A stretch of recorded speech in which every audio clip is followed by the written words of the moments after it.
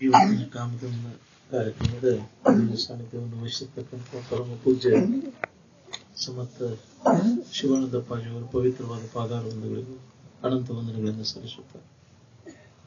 ವೇದಿಕೆ ಮೇಲೆ ಆಶೀನರಾದಂತಹ ಎಲ್ಲ ಪೂಜ್ಯರಿಗೂ ಈ ಕಾಮದಹನದ ಕಾರ್ಯಕ್ರಮಕ್ಕೆ ಆಗಮಿಸಿದಂತಹ ಎಲ್ಲ ಪುಣ್ಯಾತ್ಮರ ಅಂತರಾತ್ಮಕ್ಕೂ ಅನಂತ ವಂದನೆಗಳನ್ನು ಸಲ್ಲಿಸುತ್ತಾರೆ. ಹನುಮಂತಣ್ಣವ್ರು ಹೇಳಿದ್ರು, ಅದು ಮಾತಾಡ್ಲಿಕ್ಕೆ ಬರೋದಿಲ್ಲ ಅಂತ ಅನುಭವದ ಜ್ಞಾನಿ ಮಾತಾಡಿದ್ರು ಅವರು. ಆದ್ರೆ ಅಜ್ಞಾನಿಗಳ ಪ್ರಶ್ನೆಗೆ ಅಜ್ಞಾನಿಯಾಗಿ ಉತ್ತರ ಕೊಡಬೇಕು ಅಂತ ಹೇಳ್ಯಾರ. ಜ್ಞಾನಿ ಪ್ರಶ್ನೆಗೆ ಅವರು ಕೊಟ್ಟರು ಉತ್ತರ. ನಾವೆಲ್ಲ ಜ್ಞಾನ ಸ್ವರೂಪವನ್ನು ಹೊಂದಿಲ್ಲ, ಅಲ್ಲ ಅಜ್ಞಾನಿಗಳಿದೀವಿ. ಅದರ ತಿಳಿಸಿದ್ಲೇ ಅದು ತಿಳಿದೂ ಇಲ್ಲ, ತಿಳಿಸಬೇಕಾಗೈತಿ. ನಮ್ಗೆ ಅನುಭವಕ್ಕೆ ಬರೋ ಮಟ ಅದನ್ನ ಹೇಳೋದು, ಎಷ್ಟು ಅದರ ಬಗ್ಗೆ ಹೇಳೋದು ಕೇಳೋರು ಅದಕ್ಕೇನ ಇದಿಲ್ಲ. ಕೇಳ್ಕೊಂತ ಪ್ರಾಣವಾಯು ಹೋಗ್ಬೇಕು ನೋಡಂತಿದ್ರಪ್ಪ. ಅದು ಅನುಭವ ಮುಟ್ಟುವರೆಗೂ ಇದನ್ನು ಬಿಡಬಾರದ ಪ್ರಯತ್ನ, ಹೇಳೋದು ಕೇಳೋದು ಅಭ್ಯಾಸ ಮಾಡಬೇಕಾಗಿದೆ. ನಾವು ಅಜ್ಞಾನ ನಾಶ ಆಗುವವರೆಗೂ ಇದನ್ನೇನೈತಲ್ಲ, ತತ್ಕಥನ, ತಚ್ಚಿಂತನ, ಪರಸ್ಪರ ಪ್ರಬೋಧನ, ಇದನ್ನು ನಾವು ಮಾಡಬೇಕಾಗಿದೆ. ಇದನ್ನ ಚ್ಯುತಿಯನ್ನು ಹೊಂದಬಾರದು. ಸ್ವಾಧ್ಯಾಯಾತ್ಮ ಪ್ರಮದ, ಸ್ವರೂಪದ ಅಧ್ಯಯನ ಮತ್ತು ಅಧ್ಯಾಪನ ಅಂದ್ರೆ ಕಲಿಯುವುದು ಮತ್ತು ಕಲಿಸುವುದು, ಹೇಳುವುದು ಕೇಳುವುದು, ಇದನ್ನು ಬಿಡಬಾರ್ದು ಅಂತ ಹೇಳ್ತದೆ. ಅನುಭವಿಗಳ ಮಾತ್ರ ಹೇಳ್ಯಾರ. ಆದ್ರೆ ಅವ್ರು ಹೇಳಿರಲ್ಲ, ಅವ್ರ ಜ್ಞಾನಿ ಪ್ರಶ್ನೆಗೆ ಅದು ಮಾತು ಅದು ಅಡ್ಡಿಯನ್ನು ಉಂಟು ಮಾಡ್ತೈತಿ. ಅದು ಮೌನವಾಗಿ ದಕ್ಷಿಣಾಮೂರ್ತಿ ಬೋಧ, ಅದು ಮೌನ ವ್ಯಾಖ್ಯಾನ ಬೋಧ. ದಕ್ಷಿಣಾಮೂರ್ತಿಗಳು ಅವರು ವೃದ್ಧ ಶಿಷ್ಯರೆಲ್ಲ ಅದನ್ನ ಅನುಭವಗಳಿದ್ರು, ಅವ್ರಿಗೆ ಅದು ತಿಳಿಬೇಕಲ್ಲ. ನಮ್ಮಂತವ್ರಿಗೆ ಏನ್ ಹೇಳಿ ತಿಳಿಬೇಕು, ಅದಕ್ಕೆ ತಿಳಿಸಬೇಕಾಗೈತಿ. ಅನುಭವಗಳು ಅಜ್ಞಾನಿಗಳಂತೆ ಬಂದು ನಮಗ ಅದನ್ನು ತಿಳಿಸಿಕೊಟ್ಟಾಗ ಅವ್ರಿಗೇನ್ ಹರ್ಕತ್ತಿತ್ತು, ಯಾಕ್ರಿ ತಮ್ಮೊಳಗೆ ತಾವು ಉಳ್ಕೊಂಡ್ಬಿಡ್ತಿದ್ರು. ಹೇಳು ಕೆಲಸ ಏನಿತ್ತು ಅವ್ರು, ಜಗತ್ತಿನ ಜೀವಿಗಳಿಗೂ ಅವಕ್ಕೂ ತಿಳಿಲಿ ಎಂದು ಅಜ್ಞಾನಿಗಳಂತೆ ನಮ್ಮಂಗ ಅವರು ನಮ್ಮಂಗ ಆಗಿ ಅದನ್ನ ತಿಳಿಸ್ಕೊಟ್ರು. ನಮ್ಗದು ತಿಳಿವಲ್ದು. ಹೆಂಗೆ ಹೇಳಿ ತಿಳಿದೈತಿ ಹೇಳಿ ನೀವು ಅಂತಿದ್ರಪ್ಪ. ಎಷ್ಟು ಕಳಕಳಿ ಅಪ್ಪ ಅವ್ರದ್ದು. ನಿರಂಜನಪ್ಪ ಅವರತಿ, ಆತ್ಮಾನಂದಪ್ಪ ಅವರತಿ. ಬರೀ ಇದ್ರ ಬಗ್ಗೆ ನಿಮ್ಮ ನಿಜವನ್ನು ಮೊದಲು ತಿಳ್ಕೋರಿ. ಎಲ್ಲಾ ಕಾಮನೆಗಳನ್ನ ನಾಶ ಮಾಡ್ಕೋಬೇಕಾಗಿತ್ತಂದ್ರೆ ಬೇರೆ ದಾರಿನೇ ಇಲ್ಲ. ನಾವು ತಪ್ಪು ತಿಳುವಳಿಕೆ ಒಳಗ ಇವೆಲ್ಲ ಕಾಮಗಳು ಉದಯ ಆಗ್ಯಾವ. ನಾವು ಯಾರಿದ್ದೇವನು ಸರಿಯಾದ ತಿಳುವಳಿಕೆ ಮಾಡ್ಕೊಂಡಾಗ ಕಾಮದಹನ ಆಗ್ಬೇಕು. ತಪ್ಪು ತಿಳುವಳಿಕೆ ಯಾಕಾಗೈತೆ ಅಂದ್ರೆ ನಮಗ್ ಗೊತ್ತಿಲ್ಲದಕ್ಕೆ. ನಾವು ಯಾರಿದ್ದೇವನು ನಮಗ್ ಗೊತ್ತಿಲ್ಲ. ಅಜ್ಞಾನ ಎಲ್ಲಾ ದುಃಖಕ್ಕೆ ಕಾರಣನ ಇದೆ. ದುಃಖಶ ಮೂಲಂ ಕಿಂ ಅಜ್ಞಾನಂ ಅಂತ. ತನ್ನ ಬಗ್ಗೆ ಗೊತ್ತಿಲ್ಲದೆ ಇರುವುದನ್ನೇ ಎಲ್ಲಾ ದುಃಖಕ್ಕೆ ಮೂಲ ಕಾರಣ. ಅಜ್ಞಾನದಿಂದ ಅನ್ಯಥಾಜ್ಞಾನದೊಳಗೆ ಇವ ಕಾಮನೆಗಳು, ಬಯಕೆಗಳು ಉದಯ. ತನ್ನ ಜ್ಞಾನದಾಗಿದ್ದವಾಗ ಬಯಕೆಗಳು ಉದಯ ಆಗುದಿಲ್ಲ. ಅವಾಗ ಯಾವ ಕರ್ಮದ ಅವಶ್ಯಕತೆ ಇಲ್ಲ. ನಿಜವನ್ನು ಅರಿದ ಮೇಲೆ ಅವ ಕರ್ಮದ ಕಾಟ, ಭಜನೆಯಿಂದ ಅವ ಪುಣ್ಯದ ಒಡಗೂಟ. ಯಾವ ದೇವರು ಹಿಡ್ಕೋಬೇಕಾಗಿತ್ತವ? ನಾವೆಲ್ಲಾ ಕಾಮನೆಗಳನ್ನ ತೃಪ್ತಿಪಡಿಸಿಕೊಳ್ಳೋ ಆಶೆ ಇಟ್ಕೊಂಡ ದೇವ್ರ ಜನರಿಗೆ ನಡ್ಕೊಳಕತ್ತೇವಿ. ಅವೆಲ್ಲ ನಮಗೆ ಈಡೇರ್ಲಪ್ಪ, ಅವನ್ನೆಲ್ಲ ದಯಪಾಲಿಸಪ್ಪ ಭಗವಂತ ದೇವ್ರೆ. ನಮಗೆಲ್ಲ ಕೊಡು, ಹೆಂಡತಿ ಕೊಡು, ಗಂಡನ್ ಕೊಡು, ಮಕ್ಕಳನ್ನ ಕೊಡು, ತಿನ್ನಾಕ ಉಣ್ಣಾಕ ಉಡಾಕ ಸಾಕಾಕ ಕೊಡು. ಹೌದಿಲ್ಲ? ಇಂದ್ರಿಯಗಳನ್ನ ಸಂಪರ್ಕ ಭೋಗ ಮಾಡಾಕ ಅನುಕೂಲ ಆಗುವಂತ ನನಗೆ ಮಾಡು ಅಂತ ಬೇಡ್ಕೋತೇವೆ ನಾವು. ಅದರ ಅವಶ್ಯಕತೆ ನಮಗೈತೆ ಅಂತ ಆದ್ರೆ ಅವಾಗ ಇಲ್ಲಲ್ಲ. ಅದರಿಂದ ಅವು ಇಲ್ಲೇ ನಾವು ಆರಾಮರಾಗಿ ಬರ್ತದೆ. ಅದೇ ಅದಕ್ಕೆ ಬೇಕಾಗೈತೆ ಅಂತ ಅದನ್ನು ದೊರಕಿಸ್ಕೊಂಡು ಅಷ್ಟೆಲ್ಲ ಗುದ್ದಾಡಿ ಗಳಿಸಿ ಅದರಿಂದ ಸುಖ ಹೊಂದಿದವ್ರು ಯಾರದಾರ? ಆ ದೇವ್ರು ನಡ್ಕೋದು, ದಿಂಡ್ರು ನಡ್ಕೋದು ಎದ್ರ ಸಂಬಂಧ? ಕಾಮನ್ ದಶೆಯಿಂದ ಹೌದಿಲ್ಲ? ಕಾಮನ ತೃಪ್ತಿ ಪಡಿಸ್ಕೋಬೇಕು ಅನ್ನೋ ಸಂಬಂಧ. ಅವು ಕೊಡ್ತಾವ? ನಾವು ಮಾಡಿದ ಕರ್ಮಕ್ಕನುಸಾರವಾಗಿ ಬರ್ತಾವೋ ಏನ ದೇವ್ರಿಗೆ ದಿಂಡ್ರಿಗೆ ನಡ್ಕೊಂತಾರಂತ ಬರ್ತಾವೋ? ಅವಕ್ಕೇನು ಕೊಡಾಕ ಇದೈತೆ? ನೀ ಮಾಡಿದ ಕರ್ಮ, ತಾ ಮಾಡಿದ ಕರ್ಮ ಬಲವಂತನಾದ್ರೆ ಯಾರೇನು ಮಾಡುವರೋ ಹರಿಯೇ ಎಂದ. ನೀ ಹೀನ ಕರ್ಮಗಳನ್ನ ಮಾಡಿ ಚಲೋದು ಬೇಡಿದ ಎಲ್ಲಿ ಕೊಡ್ಬೇಕು? ಯಾರು ಕೊಡವ್ರ? ಯಾರು? ತಕದೀರ್ ಗಾಂಡು ಹೈತು ಪಾಂಡು ಕ್ಯಾ ಕಾರಣ ಅಂದ. ನಿನ್ನ ಕರ್ಮ ಹೀನ ಕರ್ಮ ಇತ್ತಂದ್ರೆ ದೇವ್ರ ಏನ್ ಮಾಡ? ದೇವ್ರ ಇಲ್ಲ ನೀ ಕಲ್ಪಿಸ್ಕೊಂಡಿ ಅವನ್ನ. ಅದು ಮಾನವನ ಗ್ರಹಿಕೆ. ಅದಕ್ಕೆ ಯಾರೋ ಹೆದರು ಕಾರಣನೇ ಇಲ್ಲ. ಅದನ್ನ ಭ್ರಮ ಅದ ನಿಮ್ಗೆ. ಅಪ್ಪ ಅವ್ರು ಸ್ಪಷ್ಟ ಹೇಳ್ಯಾರ, ಅದು ದೇವರು ದೇವರು ಅದನ್ನ ತಿಳಿಯಾಗ ವಹಿಸಿ ನಮ್ಮನ್ನ ನಿಜವಾದದನ್ನ ತಿಳಿಲಂಗ್ ಮಾಡಿದ್ದು. ದೇವರನ್ನು ಅರ್ಥ ನಮಗೊಂದು ವ್ಯಕ್ತಿ ಅಂತ ಕಲ್ಪನೆ ಮಾಡೋದು, ಆಕಾರ ಅಲ್ಲ. ದೇವರಂದ್ರ ಅರಿವು ಇರುವ ಆನಂದ ಸ್ವರೂಪ. ಇದನ್ನು ಮೊದಲೇ ತಿಳ್ಕೊ. ಅದ್ರ ಕಡೆ ಲಕ್ಷ ಕೊಟ್ಟಾಗ ನಮ್ಮ ಬಯಕೆಗಳೆಲ್ಲ ಕಡಿಮೆ. ದೇವರಂತ ನಾವು ಯಾವ ಆಕಾರ ರೂಪದ ಕಡೆ ಲಕ್ಷ ಕೊಟ್ಟರೆ ಬಯಕೆಗಳು ಕಡಿಮೆ ಅಕ್ಕವನ, ಕಾಮನೆಗಳು ಹೊಕ್ಕವನ. ಇಷ್ಟು ದೇವ್ರ ದಿನ ನಡ್ಕೋತಿರಲ್ಲ, ನಾಮರೂಪಗಳಿಗೆ ಹೋಗ್ಯಾವನ, ಕಾಮನೆಗಳು ಹೋಗ್ಯಾವು. ನಾಮರೂಪಗಳ ಕಡೆ ಲಕ್ಷ ಕೊಟ್ಟಾಗ ಕಾಮನೆಗಳು ಹೊಕ್ಕವನು. ಅದನ್ನ ತೆಗೆದು ಹಾಕು. ನಾಮರೂಪದ ಕಡೆ ಲಕ್ಷ ಕೊಡೋದು ಬಿಡು. ಅರು ಇರುವ ಆನಂದದ ಕಡೆ ಲಕ್ಷ ಕೊಟ್ಟಾಗ ಬೈಕೆಗಳು ಕಡಿಮೆ ಅಕ್ಕವು, ಕಾಮ ನಾಶಕ. ಅದಕ್ಕೆ ಉಪಾಯ. ಈ ಇಲ್ಲಿ ತನಕ ನಾಮರೂಪಗಳಲ್ಲಿ ಹಿಡ್ಕೊಂಡು ಕೂತಿಯಲ್ಲ ದೇವ್ರಂತ, ಅಲ್ಲಿ ತನಕ ನಿನ್ನ ಕಾಮದಹನ ಆಗುವುದನ್ನೇ ಇಲ್ಲ. ಕೂಡ ವ್ಯರ್ಥ ಅದ ಮಾಡೋದೆಲ್ಲ. ನೀನು ಎಷ್ಟು ಜನ್ಮ ಕಳೆದಿ ಹಿಂಗ ನಾಮರೂಪಗಳನ್ನ ಇಟ್ಕೊಂಡು ಗುಡಿ ಕಟ್ಕೊಂಡು ಪೂಜೆ ಮಾಡ್ಕೊಂತ ಜನ್ಮ ಅಂತ ಮೊದಲಿನಿಂದ ಬಂದವ್ರೆ. ಮೊದಲಿನಿಂದ ಇಲ್ಲೇ ಇಲ್ಲ. ಯಾವ ಋಷಿ ಮುನಿಗಳು ಹೇಳಿಲ್ಲ ಅವನ್ನ. ಯಾವ ದೇವರು ದಿನ ಕಲ್ಪನಾ ಇಲ್ಲ. ಮೊದಲಿಗೆ ವೇದ ಕಾಲದೊಳಗಿವೆಲ್ಲ ತನ್ನ ಮೂಲ ಇರುವಿನ ಅನುಭವವನ್ನ ಅವರು ಇಟ್ಟಾರ. ಅನುಭವಿಗಳು ಇವೆಲ್ಲ ನಡಬರ್ಕ ಬಂದಾವ. ಅದನ್ನ ಮೂಲ ಇರುವಿನ ವಿಚಾರವನ್ನ ನಮಗ ಅದನ್ನ ಅನುಭವ ತಗೊಳಕ್ ಆಗದ್ದಕ್ಕೆ ಇವನ್ನೆಲ್ಲ ಚಾಲು ಮಾಡಿದ್ರು. ಇವನ್ನೆಲ್ಲ ಮಸಿ ಮಾರು ವ್ಯಾಪಾರ ಅಂದ್ರೆ ಅದಕ್ಕೆ ಅನುಭವಿಗಳು. ದೊಡ್ಡ ವ್ಯಾಪಾರ ನೇಗ್ಲಿಕ್ಕೆ ಮಸಿ ಮಾರು ವ್ಯಾಪಾರ ಶುರು ಮಾಡಿದ್ರು. ದೇವರು ದಿನರು ಅವ್ನ ಪೂಜೆ ಮಾಡಿದ್ರೆ ನಾವಾಗ ಅವ್ ಸಿಗ್ತಾವು ಅಂತ ಹೇಳಿ ಎಂದ ಆಗ್ಬೇಕು, ಸೌಕರ್ಯ ಎಂದ ಆಗ್ಬೇಕು. ಮಸಿ ಮಾರು ವ್ಯಾಪಾರ ಮಾಡಿದ್ರು. ಎಂದ ಅನುಭವ ಬರ್ಬೇಕು ನಮಗಿದು. ಎಲ್ಲ ದೇವ್ರ ದಿನ ಬೇಡ ಆಯ್ತಿದ್ರು. ಎಷ್ಟು ಜನ್ಮಕ್ಕೆ ತಿಳ್ಬೇಕು ನಮ್ಮಪ್ಪ ಅಂತ ಹೇಳಿರಲ್ಲ ಸಾವುಕಾರ. ಉಕ್ಲಿ ಸಾವುಕಾರ ಹೇಳಿರಲ್ಲ, ಯಾ ಹೆದರಿಕೆನೂ ಇಲ್ಲ, ಯಾ ದೇವರು ದಿನ ಇಲ್ಲಿ ನಮ್ಮಪ್ಪ ನಮ್ಮ ಅವ್ವಗಳು ಯಾರು ಇಲ್ಲ. ಏನು ಹೆದರು ಕಾರಣನೇ ಇಲ್ಲ. ಆತ್ಮಾತಿರಿಕ್ತ ಪದಾರ್ಥಂ ನ ವಿದ್ಯತೆ ಅಂತ. ನನ್ನ ಇರುವನ್ನು ಹೊರತುಪಡಿಸಿ, ಸದ್ವಸ್ತುವನ್ನು ಹೊರತುಪಡಿಸಿ ಇನ್ನೊಂದಕ್ಕೆ ಅಸ್ತಿತ್ವ ಇಲ್ಲ ಅಂತ ಎಲ್ಲ ಪುರಾಣದೊಳಗದನ್ನ ಹೇಳ್ಯಾರ. ಲಾಹ ಇಲಾಹ ಇಲ್ಲಿಲ್ಲ ಮೊಹಮ್ಮದ್ ರಸೂಲುಲ್ಲಾಹ ಅಂತ. ಅಲ್ಲ ಹೇಳ್ತಾ ಇರ್ಲಿಲ್ಲ. ಅಲ್ಲ ಅಂದ್ರೆ ಸದ್ವಸ್ತು, ಅದೊಂದು ವ್ಯಕ್ತಿ ಅಂತ. ನಾವು ಎಲ್ಲಿ ಅಲ್ಲ ಅಂದ್ರೆ ಬ್ಯಾಗ್ ಅದನ, ಮ್ಯಾಗ ಇಲ್ಲ, ಮ್ಯಾಗೂ ಇಲ್ಲ, ಕೆಳಗೂ ಇಲ್ಲ. ದೇಶ ಕಾಲಗಳ ಭಾವ ಇಲ್ಲ ಅಲ್ಲಿ. ಯಾವ ಜಡಭಾವದಾಗ ಹಿಡ್ಕೊಂಡು ಏನೇನಾರ ಮಾಡ್ಕೋತ ಕೊಡುತ್ತೇವೆ ನಾವು. ನಾಮರೂಪಗಳನ್ನು ಹಿಡ್ಕೊಂಡು ಆ ಜಡಭಾವನೆಯನ್ನ ಬಿಡು. ಬಿಟ್ಟಾಗ ನಿನ್ನ ಇರುವಿನ ಅನುಭವ ಆಕೈತಲ್ಲ, ಅವಾಗ ಇವೆಲ್ಲ ಬೈಕೆಗಳೆಲ್ಲ ನಿನ್ನ ಬಿಟ್ಟು. ಇಲ್ಲಿ ತನಕ ಈ ಜಡಭಾವ ಹಿಡ್ಕೊಂಡು ಕೂತೇವಲ್ಲ, ಅಲ್ಲದನ್ನ ನಾವಂತ ತಿಳ್ಕೊಂಡಿದ್ದ ಜಡಭಾವ. ಅದಕ್ಕೆ ಜೀವಭಾವ ಅಂತಾರೆ. ನಿನ್ನ ಭಾವನೆಯನ್ನು ಹೊಂದು, ಅರಿವಿನ ಭಾವನೆಯನ್ನು ಹೊಂದು. ಅದೇ ಹೇಳ, ಸನ್ಮತಿ ತನಗೆ ಸಂಪನ್ನವಾದ ಅರಿವಿದು ನನ್ನಿ ಎಂದು ನಂಬಿಲೆ ಯೋಗಿ ನಿನ್ನ ಮುನ್ನಿನ ಜಡಭಾವೊಮ್ಮೆ ನೀವು ನಾಮರೂಪ ಹಿಡ್ಕೊಂಡು ಅನ್ಯದ್ದನ್ನ ನೀನ ತಿಳ್ಕೊಂಡು ಕುಂತಿಯಲ್ಲ. ಜೀವ ಭಾವನೆಯನ್ನ ಜಡಭಾವದಾಗ ಕುಂತಿ ಏನ್ಕೇನಾರ ಕಲ್ಪಿಸ್ಕೊಂಡು ದುಃಖ ಪಡ್ಲಿಕ್ಕತ್ತಿ. ಅದ ನಿಜದ ಭಾವ ಅಲ್ಲ, ಅದು ನೀ ಕಲ್ಪಿಸ್ಕೊಂಡದ್ದು. ಅದನ್ನ ಕೈ ಬಿಡು ಜೀವ ಭಾವನೆಯನ್ನ. ಜೀವ ಭಾವದೊಳಗೆ ಇವೆಲ್ಲ ಬಯಕೆಗಳು ಕರ್ಮಗಳು ಶುರುವಾಗ್ತಾವ. ನಿಜವನ್ನ ತಿಳಿದ ಮ್ಯಾಗ ಜೀವಭಾವ ನಷ್ಟ ಆದ್ಮ್ಯಾಗ ಕರ್ಮಗಳ ಕಾಟ ಎಲ್ಲಿದ?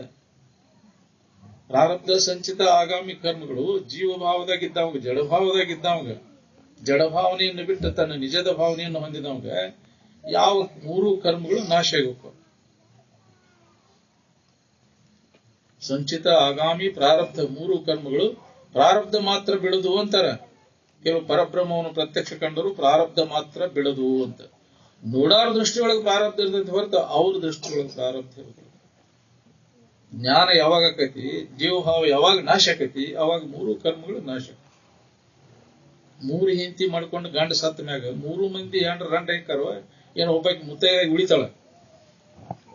ಹೆಂಗ ಮೂರು ಮಂದಿ ರಂಡ ಹಾಕಾರ, ಹಂಗ ಜೀವಭಾವ ಜಡಭಾವ ಹೋದ್ಮ್ಯಾಗ ತನ್ನ ನಿಜದ ಭಾವನೆಯನ್ನು ಹೊಂದಿದ ಮ್ಯಾಗ ಮೂರು ಕರ್ಮಗಳ ಕಾಟ ಇರುವುದಿಲ್ಲ. ಅವಾಗ ಸಂಬಂಧ ಎಲ್ಲ ತಪ್ಪಿ ಹೋಗೈತಿ. ನೋಡವ್ರ ದೃಷ್ಟಿಯೊಳಗೆ ಹೇಳಿದ್ದು.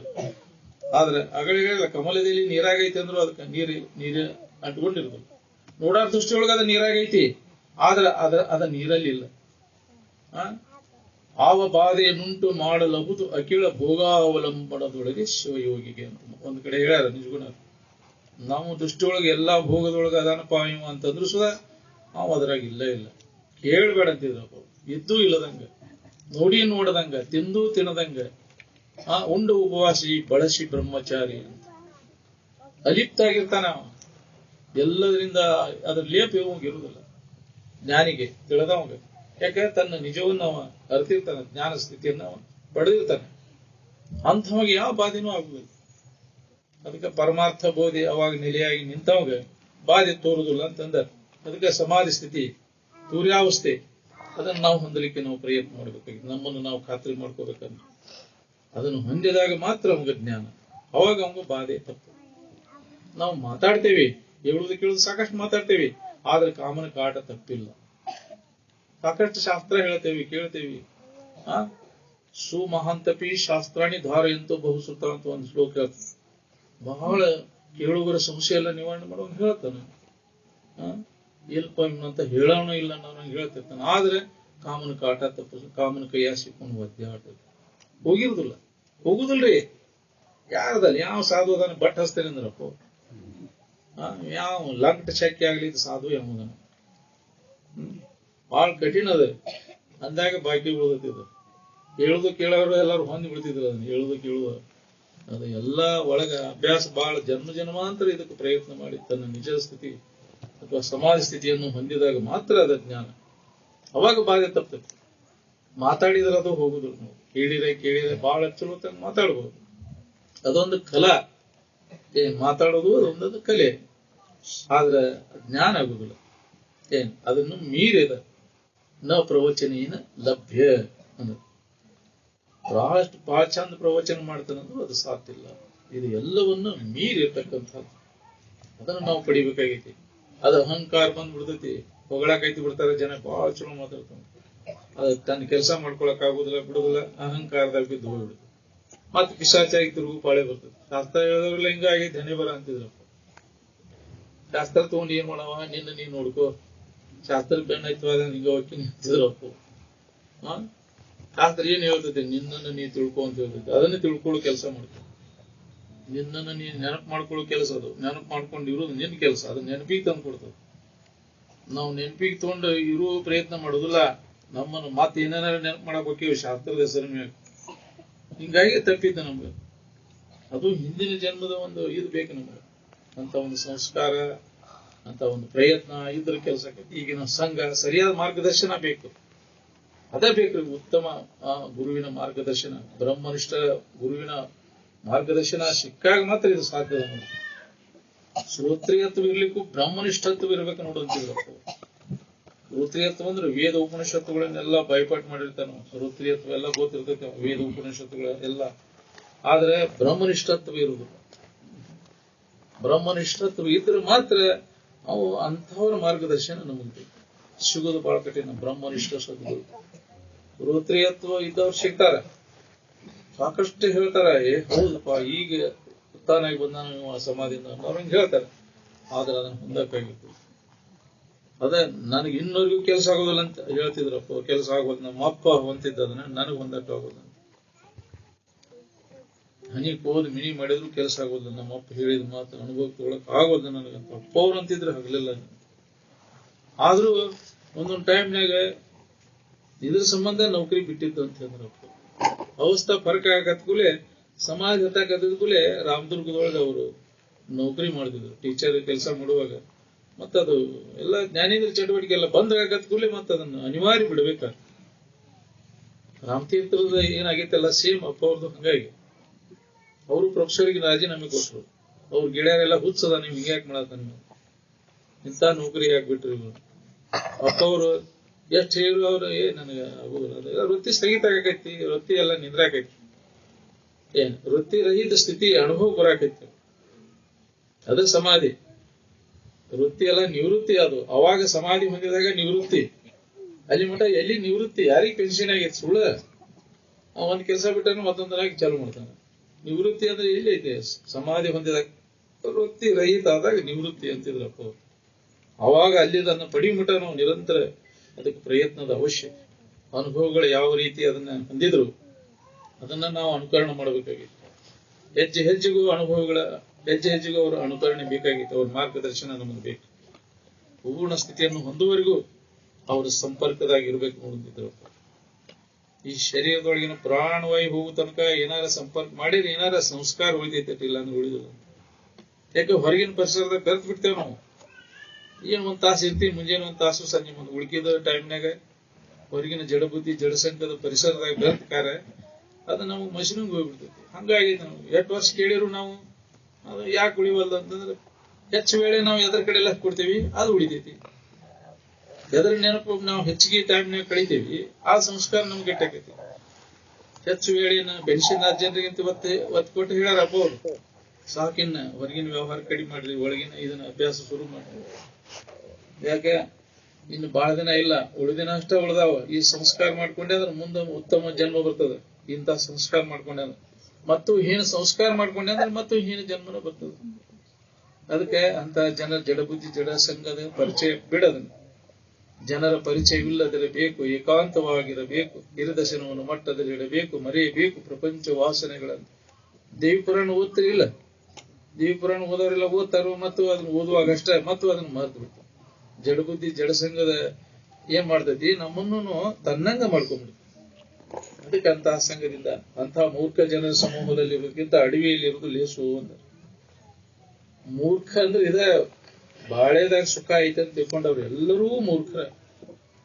ಬಹಳಷ್ಟು ಗಳಿಸಿ ಬಹಳಷ್ಟು ಆ ಇಂದ್ರಿಯ ಸಂಪರ್ಕ ಭೋಗ ಮಾಡಿ ಸುಖ ಸಿಗ್ತೈತೆ ಅಂತ ತಿಳ್ಕೊಂಡವ್ರು ಎಲ್ಲರೂ ಮೂರ್ಖರ.